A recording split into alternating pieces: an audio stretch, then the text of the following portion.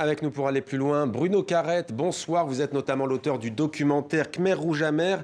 Deux questions. La première, cet homme qui vient de décéder, est-ce que c'était un pilier du régime de Pol Pot ou bien un exécuteur zélé et aveugle des basses œuvres de ce régime sanguinaire? Dans les années 60, Dutch est en fait l'archétype du jeune intellectuel cambodgien qui est indigné par la situation politique au Cambodge, de Sihanouk, qui est inquiet des visions expansionnistes du Vietnam. Il est idéaliste, épris de justice et il épouse sans rechigner la rigueur idéologique de Pol Pot qui met tout en opposition, les Cambodgiens et les étrangers, les villes et les campagnes, les amis et les ennemis.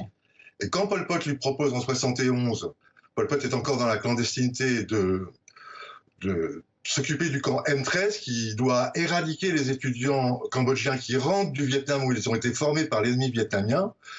Dutch s'applique à mettre en place un système de purge irréprochable d'un point de vue technique et il veut ainsi gagner la confiance de ses supérieurs et figurer comme un instrument pur du parti, avec un label d'exemplarité pour le prototype de machine à éliminer qu'il remettra en place à S21.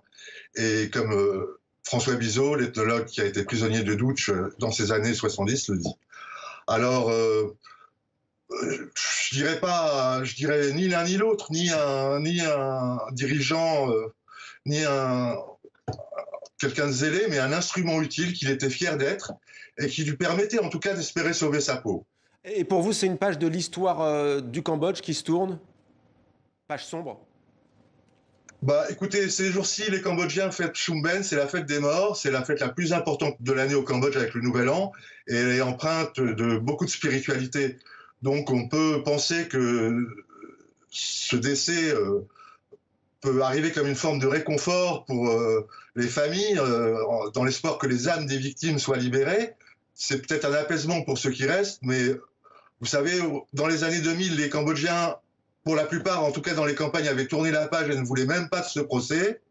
Il a quand même eu ce procès eu lieu, il a mis en lumière la tragédie. Est-ce que c'était déjà une page qui se tournait?